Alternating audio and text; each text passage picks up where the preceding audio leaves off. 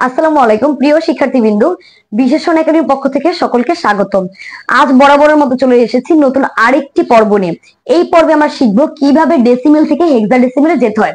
আমরা সবাই জানি ডেসিমেলের বেজ হচ্ছে 10 আর হেক্সাডেসিমেলের বেজ হচ্ছে 16।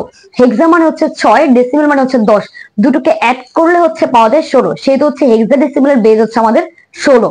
আজকে আমরা দেখবো কিভাবে আমি ডেসিমেল কোন সংখ্যাকে হেক্সাডেসিমেলে নিতে পারি। প্রথমে আমি বোর্ডে আগে থেকে একটি উদাহরণ করে রেখেছি, চলো এটাকে আমরা দেখি কিভাবে হলো। দেখতে পাচ্ছ আমার এই সংখ্যাটার দুটি অংশ। প্রথম অংশটি হচ্ছে পূর্ণ সংখ্যা এবং দ্বিতীয় অংশটি হচ্ছে পূর্ণ সংখ্যা নয়। প্রথম আমি পূর্ণ সংখ্যাটিকে কনভার্ট করব।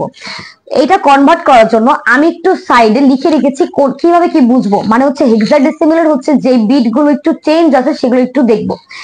এখানে এ মানে 10, মানে আমি ডিরেক্ট 10 লিখতে পারবো না। 10-এর জায়গায় লিখতে হবে আমাকে এ। বি 11-র জায়গায় লিখতে হবে বি, 12-র জায়গায় সি, 13-র জায়গায় ডি, 14-র জায়গায় ই এবং 15-র জায়গায় আমাকে এফ লিখতে হবে। চলো এবার দেখি আমি আমার এই ম্যাথটি কিভাবে হলো। প্রথমে আমি 5043 লিখে নিলাম এবং এটিকে এখন আমি কি করব, আমার হেক্সাডেসিমেলের যেহেতু বেস 16 এটা দ্বারা ভাগ করব। ভাগ করলে পাওয়া যাবে 315 এবং ভাগশেষ পাওয়া যাবে 3। এই 3টাকে আমি সাইডে লিখে নিব। এরপর এই যে ভাগফলটা এটাকে আমি আবার 16 দ্বারা ভাগ করব। ভাগ করলে ভাগফল পাওয়া যাবে 19 এবং ভাগশেষ পাওয়া যাবে 11। 11-র পাশে আমি বি লিখে নিয়েছি, কারণ আমরা জানি ডিরেক্ট 11 লেখা যায় না, সেহেতু বোঝার খাতিরে আমি বি লিখে রেখেছি। এরপর আমি এই ভাগফল 19 কে আবার 16 দ্বারা ভাগ করব।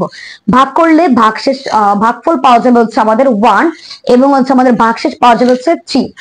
এরপর আমি আবার এই 1 কে 16 দ্বারা ভাগ করার চেষ্টা করব, যদিও ভাগ যায় না, এজন্য আমি কি লিখবো, এখানে দিব 0 এবং এই 1টাকে বাইরে বের করব।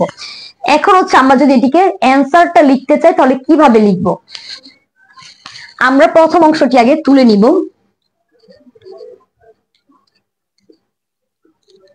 এরপর যেহেতু এটি একটি ডেসিমেল সংখ্যা লিখবো 10। এরপর আমরা সবাই জানি যখন পূর্ণ সংখ্যার কোনো একটা রূপান্তর করা হয় তখন মোস্ট সিগনিফিকেন্ট বিটটা থাকে নিচে, তাই আমি নিচ থেকে উপরের দিকে কাউন্ট করব। 1 3। এরপর আমি চাইলেই কিন্তু 11 লিখতে পারবো না, আমাকে লিখতে হবে কি বি। এরপর লিখবো 3। যেহেতু আমি এটা হেক্সাডেসিমেলে রূপান্তর করেছি সেহেতু আমি এখানে বেজ লিখে দিব 16। এই আমাদের প্রথম অংশটি। এরপর আমরা দেখবো দ্বিতীয় অংশটি।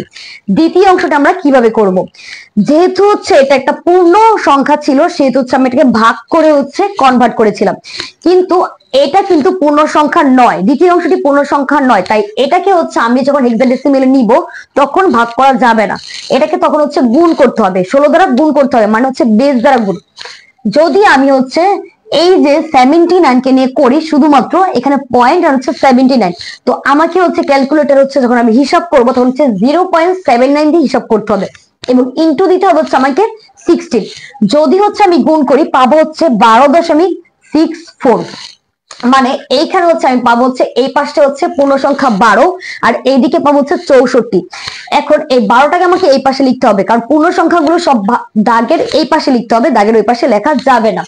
এবং যেহেতু 12 মানে সি, এই সিটাকে আমি ব্র্যাকেটে লিখে দিব। এরপর আমি কি করব, এই 12টাকে বাদ দিয়ে দিব, মনে মনে এটিকে বাদ দিয়ে এটিকে আমি 0 ধরে 0.64 ধরে আবার 16 দ্বারা গুণ করব। গুণ করলে পাওয়া যাবে 10.24। এই 10 মানে আমাদের হেক্সাডেসিমেলে এ, এই জন্য আমি ব্র্যাকেটে এ লিখেছি। এরপর আমি আবার 10টার জায়গায় মনে মনে শূন্য ধরবো, শূন্য ধরে 0.24 কে আমি গুণ দিব 16 দ্বারা। যদি গুণ দিই তাহলে পাবো 3.84। এই 3.84 কে 3টা আমি মনে মনে বাদ দিয়ে এখানে 0 কাউন্ট করে 0.84 কে 16 দ্বারা গুণ করব। গুণ করলে পাওয়া যাবে 13.44। 13 মানে ডি, তাই আমি ব্র্যাকেটে ডি লিখেছি। আর যেহেতু এটি পূর্ণ সংখ্যা নয় সেহেতু এর মোস্ট সিগনিফিকেন্ট বিট থাকবে উপরে আর লিস্ট সিগনিফিকেন্ট বিট থাকবে নিচে। আর এটার উত্তরটা লিখবো আমি ঠিক সেম এইভাবে, 0.79 equal যেহেতু হচ্ছে 12 মানে সি, সি লিখবো আমি, সি এ সি ডি।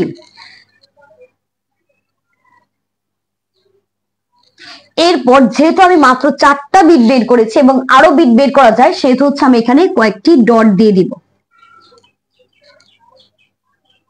এরপর হচ্ছে আমাদের হেক্সাডেসিমেলের যেহেতু বেস 16 লিখে দিয়েছে।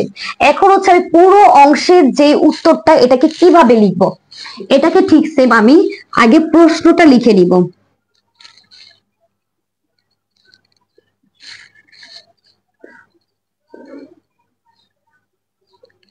এরপর হচ্ছে আমরা কি করব, প্রথম অংশের যেই উত্তরটা সেটাকে আগে লিখব।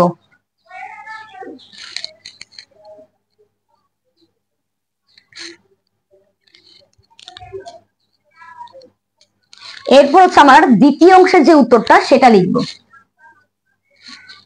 C A C D. এরপর হচ্ছে কয়েকটি ডট দিয়ে দিব। এরপর হচ্ছে আমরা যেহেতু হেক্সাডেসিমেলে হচ্ছে আমরা রূপান্তর করলাম, সেহেতু হচ্ছে হেক্সাডেসিমেলের যেই আমাদের বেস 16 সেটা লিখে দিয়েছি। আজ এই পর্যন্তই। নতুন পর্বে আমরা নতুন কিছু শিখবো। আপনারা সবাই হচ্ছে বিশেষণ একাডেমির সাথেই থাকবেন। ধন্যবাদ।